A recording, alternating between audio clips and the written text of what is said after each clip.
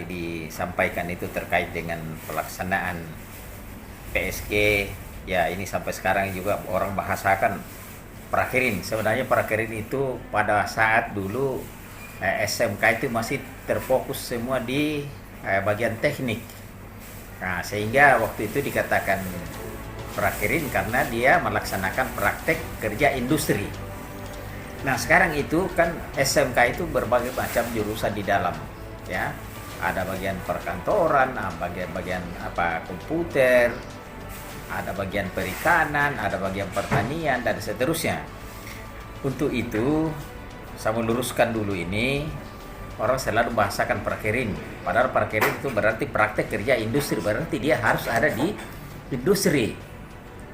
Nah, sekarang yang ditempatkan di dinas-dinas ini, dinas ini bukan industri. Makanya sekarang yang dari tahun berapa itu sudah lama itu diganti menjadi PSG, pendidikan sistem ganda. Artinya apa?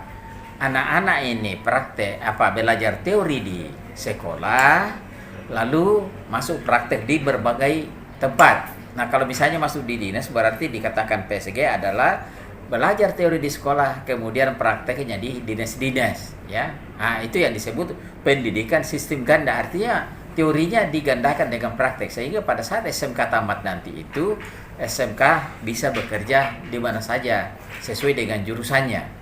Nah, itu. Lalu SMK juga itu sebenarnya bagusnya kalau SMK bisa lanjut ya lebih bagus, dan kalau tidak lanjut dia harus berhadapan dengan pekerjaan. Artinya paling tidak membuka usaha kecil kah, atau masuk di untuk perusahaan kah, atau juga bisa masuk di kantor. Nah, seperti yang praktek di kantor ini, pada saat tamat nanti baru misalnya ada penerimaan, ditempatkan, diangkat menjadi CPNS, maka dia sudah paham bahwa untuk di kantor inilah pekerjaan yang diberikan kepada kita berhadapan.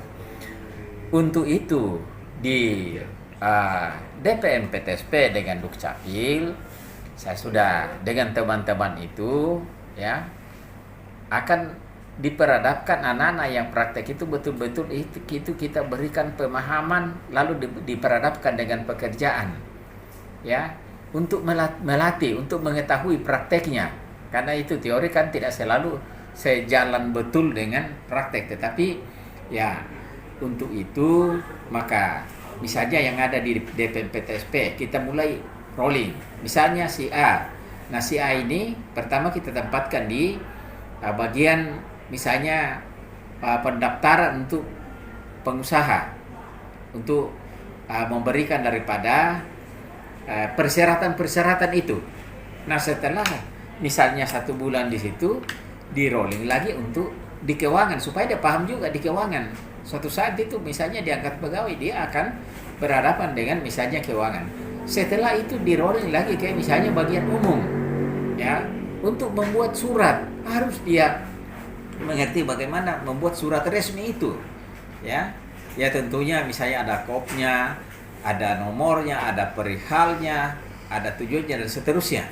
Nah, sehingga pada saat diangkat pegawai, dia boleh langsung mengerti, oh inilah tugas yang kita harus buat kalau kita misalnya ditempatkan di dinas-dinas.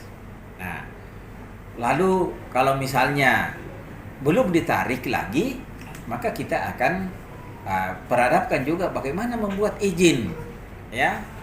Karena sekarang kan izin itu kan data online.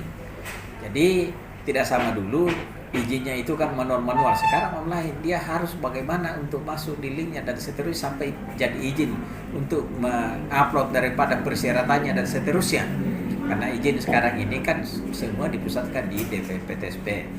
Dia baik itu misalnya dari kesehatan, mulai dari misalnya tenaga medisnya, bidannya, susternya, dokternya, farmasinya dan seterusnya, itu kan harus ada izinnya.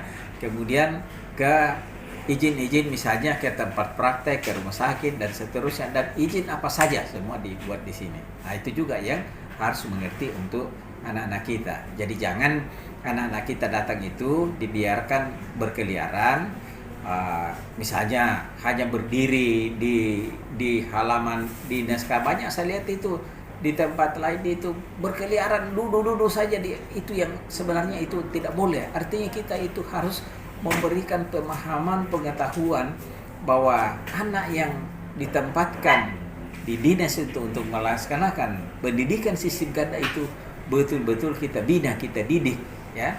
Jangan kita biarkan sehingga ya namanya saja melaksanakan praktek itu tetapi pengetahuannya tidak ada.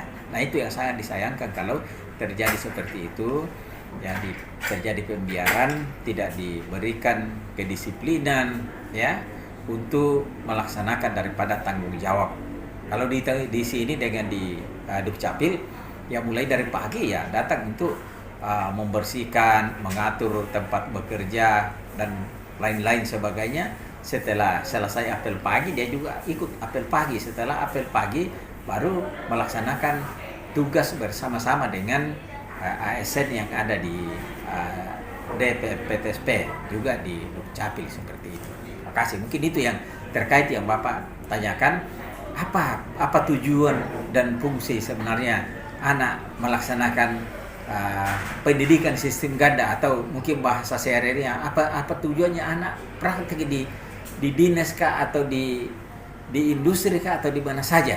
Jadi tujuannya itu adalah diberikan pemahaman tentang praktek yang dilakukan, karena diberikan di sekolah itu hanya teori-teorinya saja. Makasih, mungkin itu. Terima kasih dan salam, selamat siang, salam sejahtera untuk kita semua. Perkenalkan, nama saya Saul Sani, saya berasal dari sekolah SMK Petra Gire. Kami melakukan kegiatan prakering di Dinas Penanaman Modal dan kegiatan kami berjalan dengan lancar. Kami di sini tidak ada kendala, melakukan prakering selama 3 bulan dan kami akan ditarik kembali lagi setelah 3 bulan berlalu.